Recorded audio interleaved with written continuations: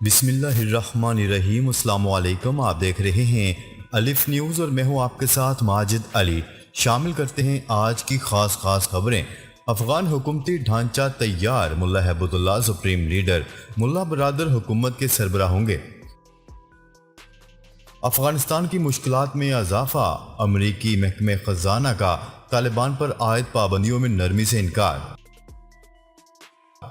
پنجشیر میں طالبان اور مزاحمتی فورسز کا ایک دوسرے کو بھاری نقصان پہنچانے کا دعویٰ۔ برطانوی وزیر دفاع کا امریکہ کو سپر پاور ماننے سے انکار۔ کورونا کی بگڑتی ہوئی صورتحال، پنجاب میں اسکول بند کرنے کا فیصلہ کر لیا گیا۔ افغان فضائی آپریشن کی بحالی، قطر ایئر فورس کی ایک اور پرواز کی کابل آمد۔ فیٹف کی گرے لسٹ مسئلہ، نکلنا چاہتے ہیں وزیر خارجہ شاہ محمود قریشی اور برطانوی وزیر خارجہ کی پریس کانفرنس۔ کابل ایئرپورٹ کی بحالی کا معاملہ، ترکی سب سے قابل بھروسہ ہے افغان طالبان۔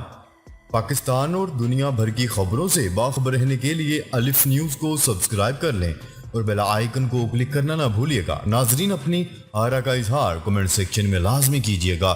ہیڈ لائنز آپ نے جانی، اب بڑھتے ہیں خبروں کی تفصیلات کی طرف۔ افغان طالبان کی جانب سے نئے حکومتی ڈھانچے کا اعلان جلد متوقع۔ غیر ملکی خبرساں ادارے نے دعویٰ کیا ہے کہ ملا ہیبت اللہ سپریم لیڈر جبکہ ملا عبدالغنی برادر نئی افغان حکومت کے سربراہ ہوں گے۔ نئی حکومت میں شیر محمد عباس تانکزئی اور ملا ایوب کو اہم عہدے دیے جائیں گے۔ عالمی خبرساں ایجنسی کا کہنا ہے کہ اسلامی گروپ کے 3 ذرائع نے اس دعوے کی تصدیق کی ہے۔ سماجی رابطوں کی ویب سائٹ ٹویٹر پر امارات اسلامی اردو نے دعویٰ کیا تھا کہ آج نماز جمعہ کے بعد امارات اسلامی کی نئی حکومت کا اعلان کر دیا جائے گا۔ کیا رہے کہ گزشتہ دنوں ایک امریکی ٹی وی نے دعویٰ کیا تھا کہ طالبان ایرانی حکومت کی طرز پر گروپ کے سربراہ ملا ہیبت اللہ اخوند زادہ کو سپریم لیڈر نامزد کریں گے۔ فرانسیسی خبرساں ایجنسی AFP کی رپورٹ کے مطابق طالبان ایرانی طرز حکومت میں دلچسپی رکھتے ہیں، جس میں صدر اور کابینہ تو موجود ہوتے ہیں مگر سپریم لیڈر بطور مذہبی رہنما تمام اختیارات اپنے پاس رکھتے ہیں۔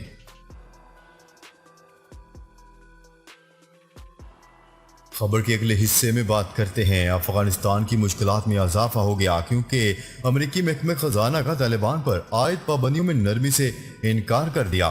تفصیلات کے مطابق امریکی محکمہ خزانہ کے ترجمان نے کہا ہے کہ محکمہ خزانہ طالبان پر عائد پابندیوں میں نرمی نہیں کر رہا۔ یہ بات امریکی محکمہ خزانہ کے ترجمان نے امریکہ کے دارالحکومت واشنگٹن سے جاری کیے گئے ایک بیان میں بتائی ہے، جس میں انہوں نے یہ بھی کہا ہے کہ طالبان کی عالمی فائنینشل سسٹم تک رسائی پر پابندی میں نرمی نہیں کی جا رہی۔ اس طرح امریکہ نے فنڈز تک طالبان کی رسائی روکنے کے لیے اپنے بینکوں میں افغان حکومت کے 9 ارب 50 کروڑ ڈالر کی مالیت کے اکاؤنٹس منجمد کر دیے ہیں۔ امریکی خزانہ کی سیکرٹری اور محکمہ خزانہ کے دفتر برائے غیر ملکی اثاثہ جات کنٹرول کے اہلکاروں نے امریکہ میں موجود افغان حکومت کے اکاؤنٹس منجمد کرنے کا فیصلہ کیا، جس کے بعد امریکی بینکوں میں افغان حکومت کے 9 ارب 50 کروڑ ڈالر کے اثاثہ جات منجمد کر دیے گئے۔ یہ فیصلہ طالبان کی جانب سے افغانستان کا کنٹرول سنبھالنے کے بعد کیا گیا۔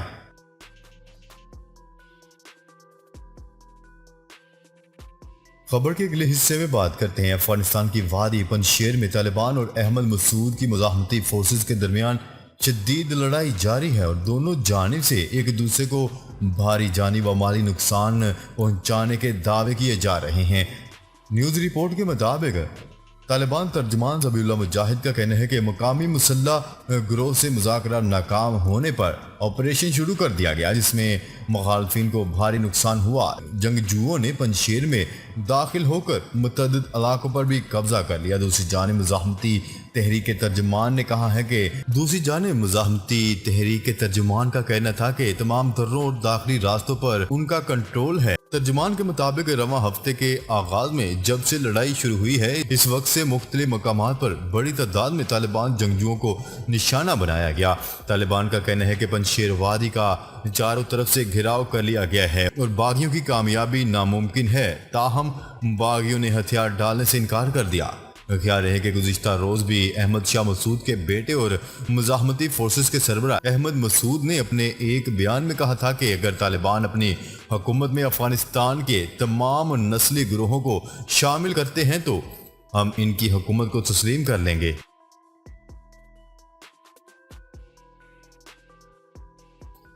خبر کے اگلے حصے میں بات کرتے ہیں برطانیہ کے وزیر دفاع بین ویلنس نے نام لیے بغیر امریکہ کو سپر پاور ماننے سے انکار کر دیا۔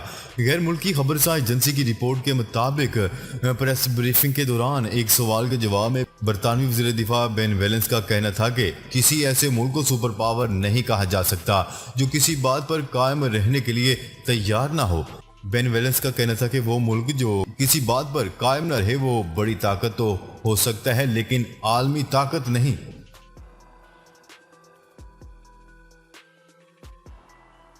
خبر کے اگلے حصے میں بات کرتے ہیں کرونا وائرس کے باعث پنجاب بھر میں اسکول بند کرنے کا فیصلہ کر لیا گیا۔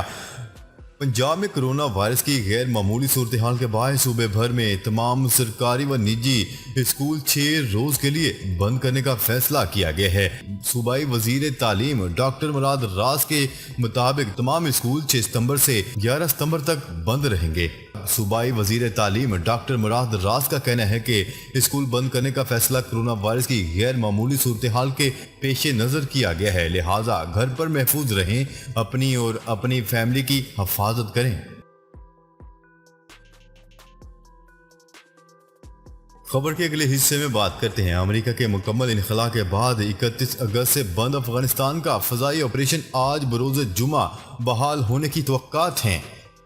اس سلسلے میں قطر ایئر فورس کا طیارہ اور تکنیکی ٹیم گزشتہ 2 روز سے کابل میں موجود ہے، جبکہ قطر ایئر فورس کی ایک اور خصوصی پرواز گزشتہ شام افغان دارالحکومت کابل پہنچی ہے۔ ایویشن ذرائع کے مطابق قطر سے مزید ماہرین کو کابل چھوڑ کر یہ پرواز واپس چلی گئی۔ ذرائع کے مطابق قطر اور ترکی کے ایویشن کے ماہرین کابل ایئرپورٹ کی فضائی ٹریفک کنٹرول سروس کو بحال کر رہے ہیں۔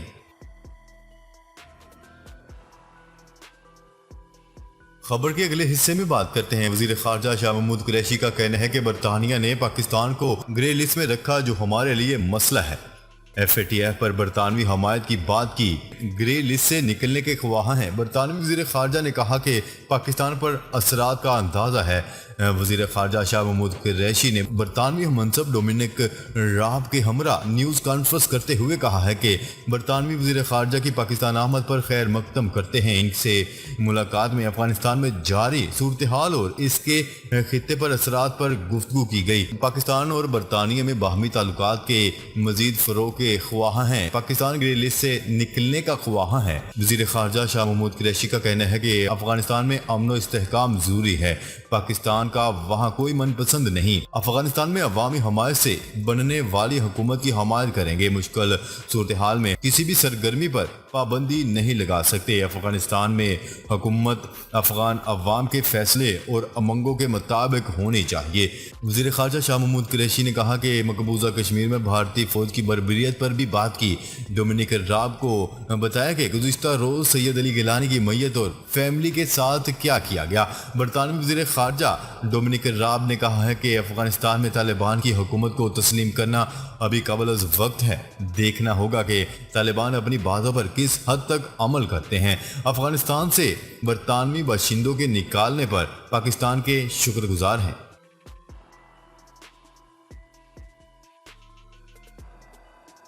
خبر کے اگلے اور آخری حصے میں بات کرتے ہیں افغانستان کے سابق وزیر اعظم گلب الدین حکمت یار کا کہنا ہے کہ کابل ایئرپورٹ کے تحفظات اور تکنیکی معاونت کے لیے ترکی ہمارا سب سے قابل بھروسہ ملک ہے۔ ایک انٹرویو میں حزب اسلامی کے سربراہ گلب الدین حکمت یار نے کہا ہے کہ افغانستان کے پاس کابل انٹرنیشنل ایئرپورٹ کو مکمل محفوظ بنانے اور اسے فعال بنانے کے لیے وسائل نہیں ہیں جس کے لیے مدد درکار ہوگی۔ انہوں نے مزید کہا ہے کہ سفارتکاروں کے لیے ایئرپورٹ کو محفوظ بنانا ضروری ہے تاکہ بیرون ملک سے آنے والوں کا تحفظ یقینی بنایا جا سکے۔ افغانستان کے پاس ایئرپورٹ کو تحفظ فراہم کرنے کی صلاحیت نہیں ہے۔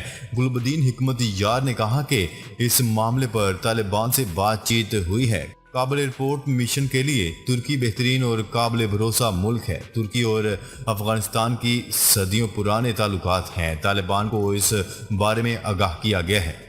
دوسری جانب قطر اور ترکی نے کابل ایئرپورٹ کی بحالی کے لیے تعاون کی حامی بھر لی ہے۔ قطر نے اپنی تکنیکی ٹیم کو بدھ کے روز کابل ایئرپورٹ بھیجا تھا، جس نے دورہ کر کے صورتحال کا جائزہ لیا۔ قطر کی وزیر خارجہ کا کہنا تھا کہ وہ کابل ایئرپورٹ کی بحالی میں مدد کے لیے ترکی اور طالبان سے بات چیت جاری رکھے ہوئے ہیں۔